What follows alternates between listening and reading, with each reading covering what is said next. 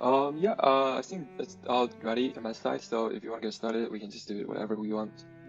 Of everything just clear so we can get it started. Okay, cool. Uh, yeah, so in today's video, what we're going to do is to this live case study, which is Illinois Toolworks company. It's our target company here, and basically we have clear instructions what we need to do, and also some of the questions after we finish the three statement modeling, and then we're gonna get back and to finish those case study questions.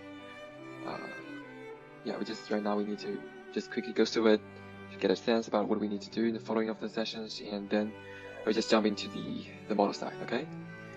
So usually the model side, this time I decided to do it by myself first, and didn't go much to pretty much in the detail way because like I want to save time, and also at the same time when I was talking about the models, about the behind logics, it tend to be like feel me like it just get me distracted along the way, so I don't want to focus like only one on only one thing, and I think that will be the most efficient way for me to do it. And after we finish it, I think I will leave like something like a 20 to around 20 to 25 some minutes just to go through each of the highlight items, and also help to check out if there are any questions they may have to solve them, and to come up with some common mistakes, some instructions, some smart tips for you guys to solve the model. Okay, cool. Let me first get into it.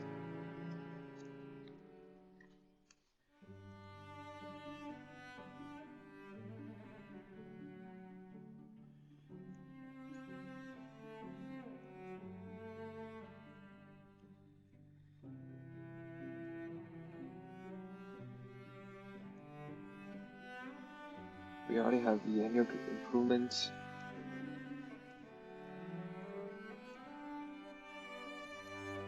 So we have the annual gross improvement on the gross margin.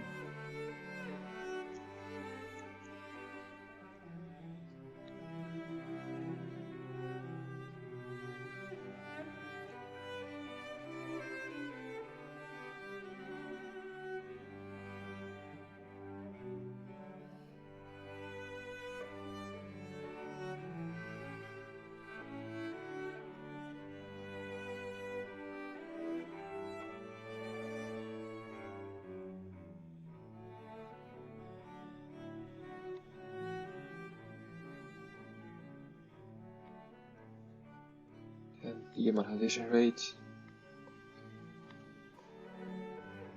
and the negative sign beforehand.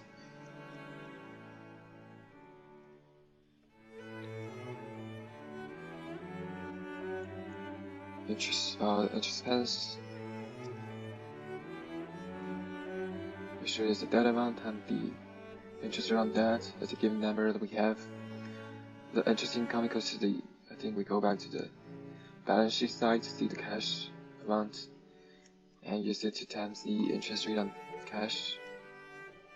I think it's 3.0 or is 0.5. Okay, 0.5. Copy right left. DSO. DSO equals to the receivable. Average total revenue times 365.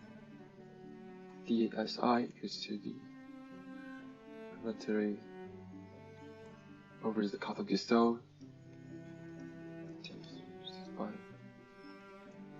Displaced understanding equals to accounts payable over cost of goods sold times 365.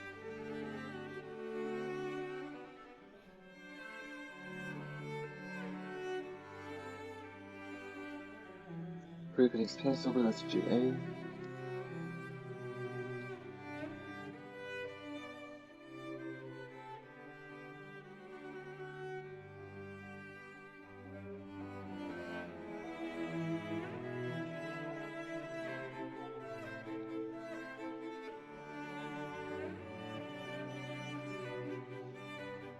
Also long-term asset over revenue.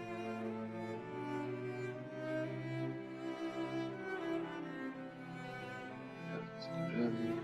Accrued expense for this GA. It should be a liability item.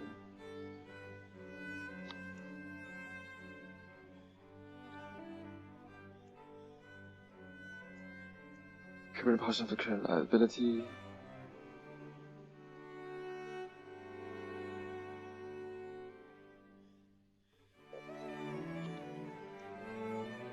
Arrest Janae.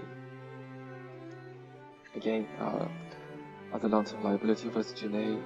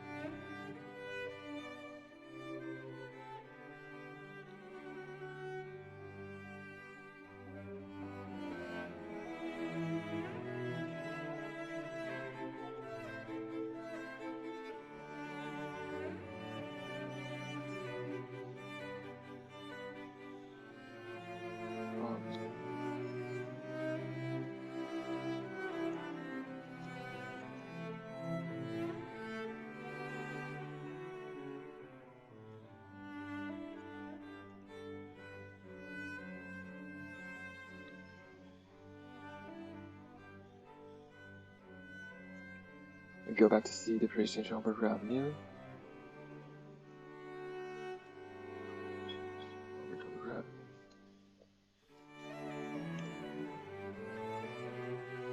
Stock risk inflation over revenue.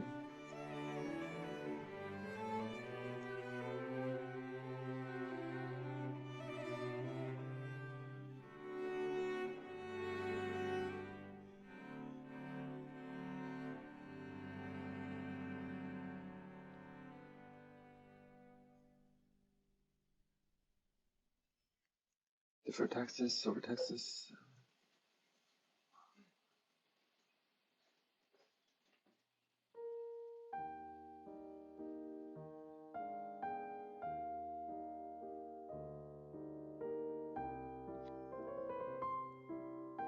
Over the provision of the income taxes. Dividend of net income.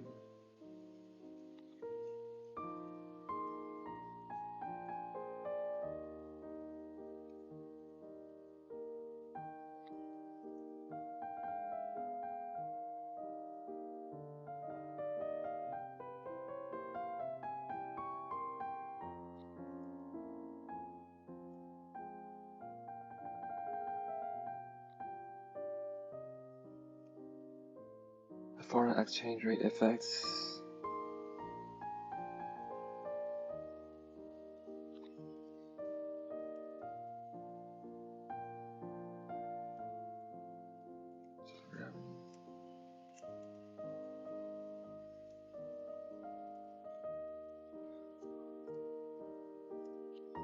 Considering the capex significantly increase, so let's see the depreciation over revenue, the portion going to increase as well.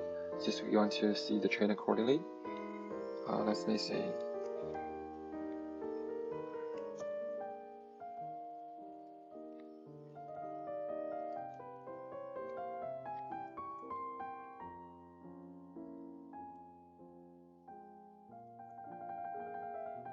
there's a strong trend here. So we just get the same 0.3 for following up the years, because usually decided by the public policy. This one was a bit jumpy. They just keep bouncing around, so just getting the number of it.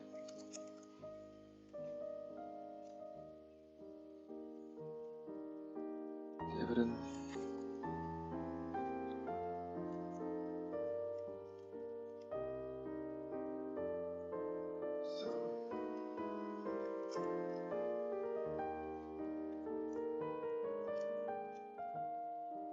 Okay, minus the interest rate. Already have. Because of this, so this a bit cash margin.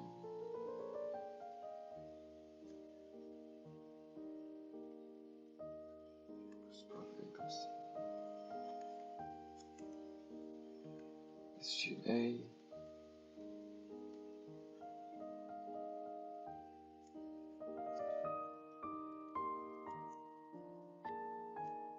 Revenue adaptation. Manage by add that. So it's a given number. Impairment of the goodwill, number level 0. So let's have something ARP. Operating income equals to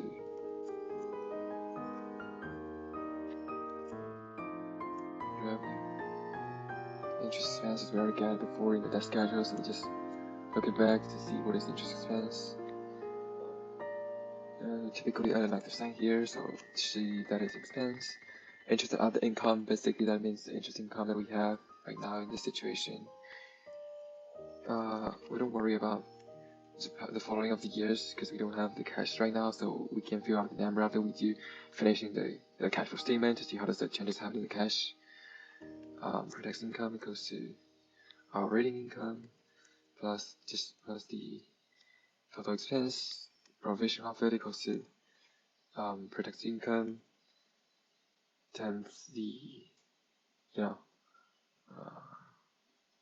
think that is go back to the effective tax rate. Oh, sorry.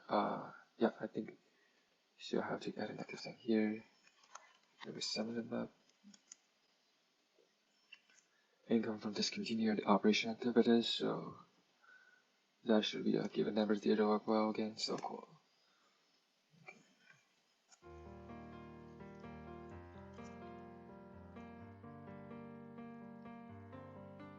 We just copy it back.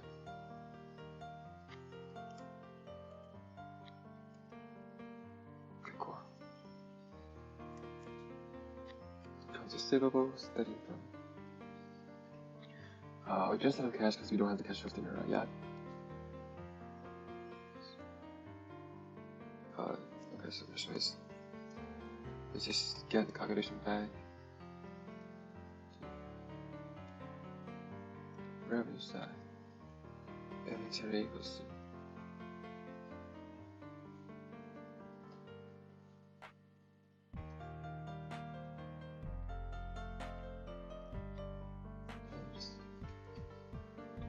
because of this, so prepaid expense, I think there should be a driver indicating the portion of it.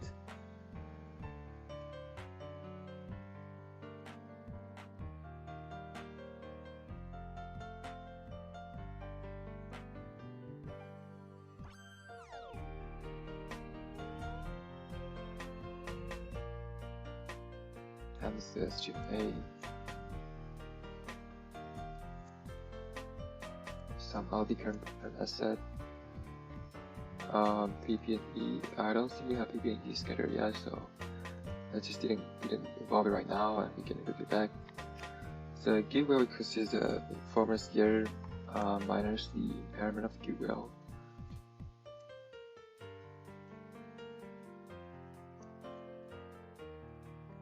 Other intangible asset, so probably because of the former year minus the depreciation. Let's see what is cutting the driver's side.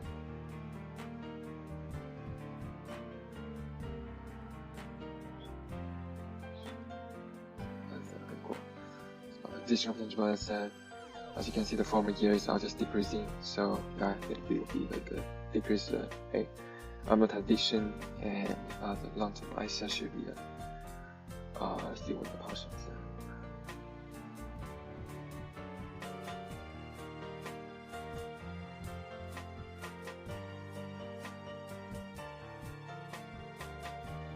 What is it?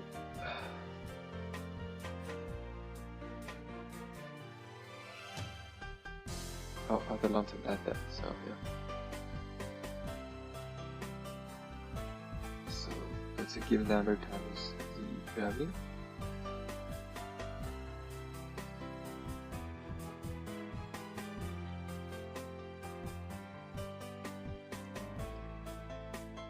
So all of them, the asset equals this one, plus the equal asset. Accounts payable, pretty similar to the accounts receivable. The way to call it, we just use the DPO, or this payable outstanding. This one divided by 365 times this year's cost of goods sold.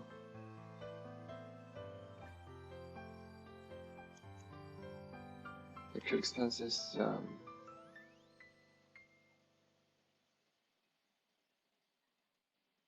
Where's the driver for accrued expense? So SI portion of the SG&A again.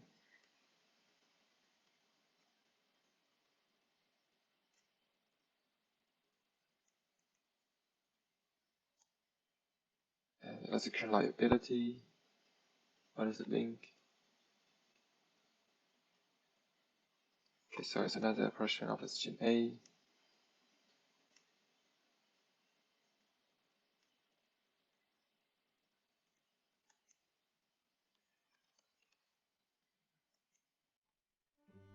I linked the this one, starting from this one. Okay, cool.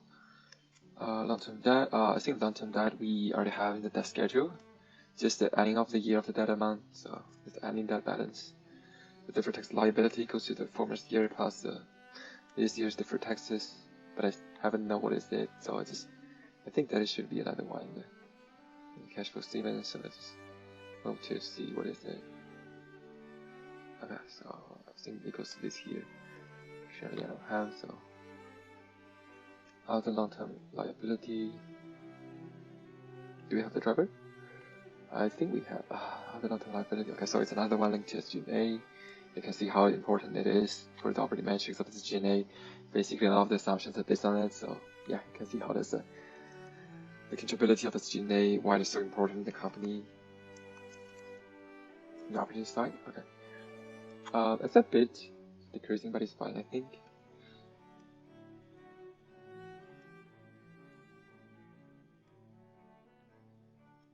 Liability, equity, I'll just leave it alone here because I don't have it. I think this one should, after the, together with the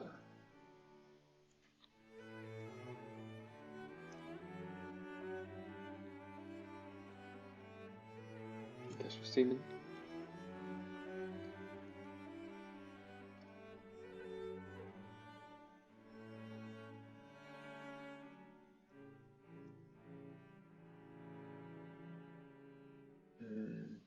Just quickly chat, is there any abnormal numbers? Otherwise it will be fine. Just quickly go pass over it, move forward. If there's no, you can just tell like from the changes happening in the numbers. For example, it's just quickly surge or just quickly decrease. So yeah, that's pretty much about it. I think it's fine.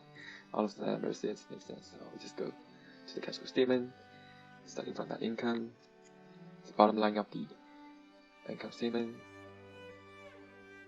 Depreciation, I remember correctly, if I'm there's the depreciation, got this one times the total revenue, the income statement.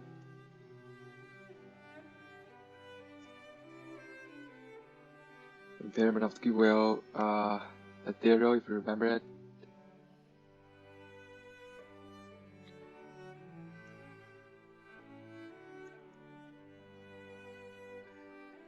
Amortization of other intangible asset. Okay, cool. It seems like it's a given number.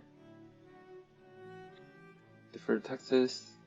This one we need to calculate a little bit because basically that is the provision of this year times the deferred taxes over taxes. Remember that we have a ratio in the drivers. Where is it? Okay, it's here. Okay, stock-based compensation is another one.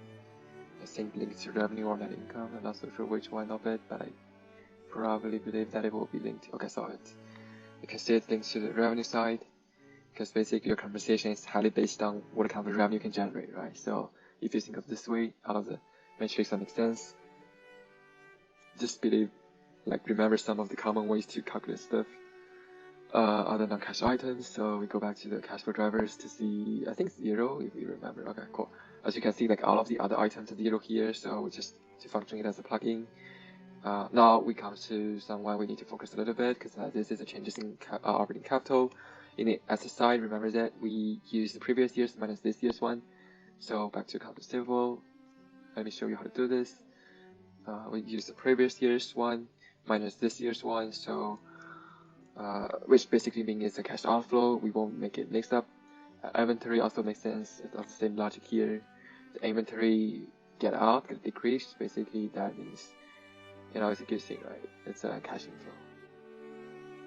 Oh, excuse me, I have to do it overall. Here, so in our case, it's an increase, so basically that is a cash outflow. So it can be a negative sign of it. Prepaid expense and other assets. Go back to see prepaid expense. This one is a bit tricky because this side is other current asset, and we also have other long-term assets. So I think we also need to add the difference between the other long-term asset. Why we don't add the other intangible asset? Because they're more involving the depreciation and amortization. Remember that, so we don't involve it right here to avoid some double count. Other long-term asset, this one probably makes sense. Accounts payable difference. Okay, so now it's come to liability side. We use this year's minus the previous year.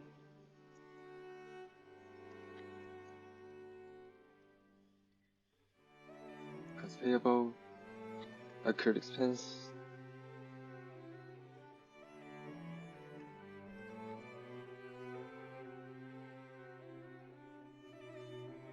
On the liability side, so we also have two categories. One is current as liability, another one is, something related to long-term liability.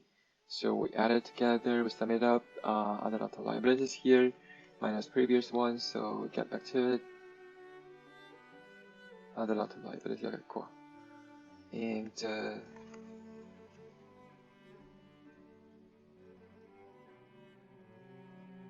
I think it makes sense. Sum it up for all of the assets. So the capex will be the drivers.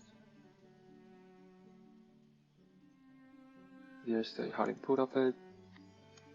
Investing items, I believe it's 0, because all the items in this case will be 0. So we didn't need to involve it.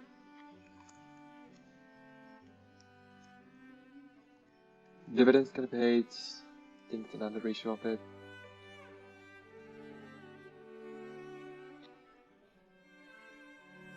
Times net income.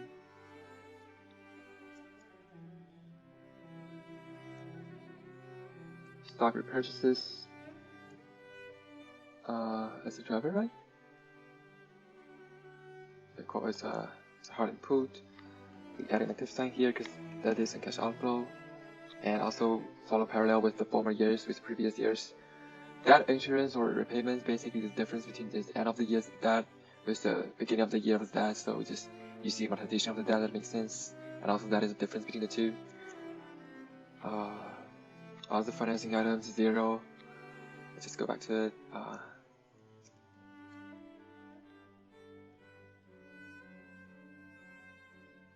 Sum it together. FX rate changes. What is called? I think we have another drivers on the subsidy of the FX set. So this one times revenue of it. Let's go back to the total revenue of the income statement. Okay, cool. Changes in cash and cash equivalents is never equal to this one plus cash flow from operating activities. from investing activities, and also from all of the net changes happening in the reading activities. So yeah, that's pretty much about it. Beginning of this year, Shopee hosted the performer year, and we sum it together. That is our this year's thing. Then we just copy it down and press Control right arrow. We get all of the numbers. Just quickly check, is there any abnormal numbers? I think all is good, right? So it's fine. Then we get back to the cash side. So the cash equals to this year's one. That's the bottom line of the cash flow statement. So yeah, here we go. So control right arrow. The net PP&E equals the previous one. Oh, okay. Actually, it's minus the capex. Oh, minus depreciation plus capex. Depreciation. I'm going under, and this time I fear there's no one to save me. This all and nothing really got away, you're driving me crazy. I need somebody to heal. So yeah, that's pretty about that's the side. I could decide it's a bit weird because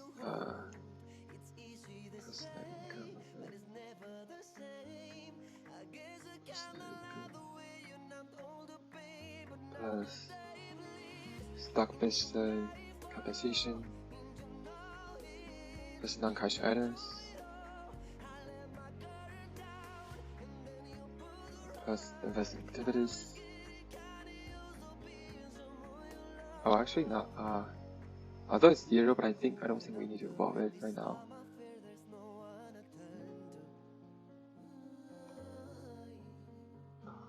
Dividends gonna pay.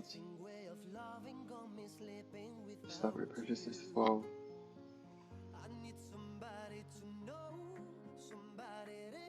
And also the tax rates. So here we go.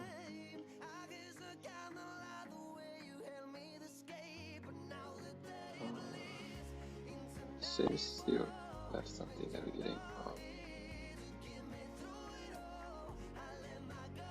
So yeah, it's not balanced for like some of the reasons.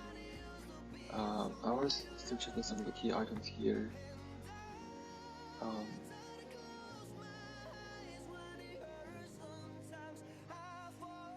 Stock-based compensation, dividend pay, stock repurchases, buyback, reach tax, so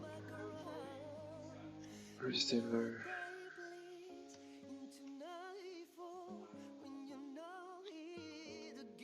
Get back to it. Sourcing now, it's fine. Okay, cool. Yeah, it takes a long time. It's take a bit over than what I thought. So, but anyways, we get it done. So yeah, in come up our next session, we're gonna go through of each of the line items to see some of the carry items here, and also the instructions on the model's question.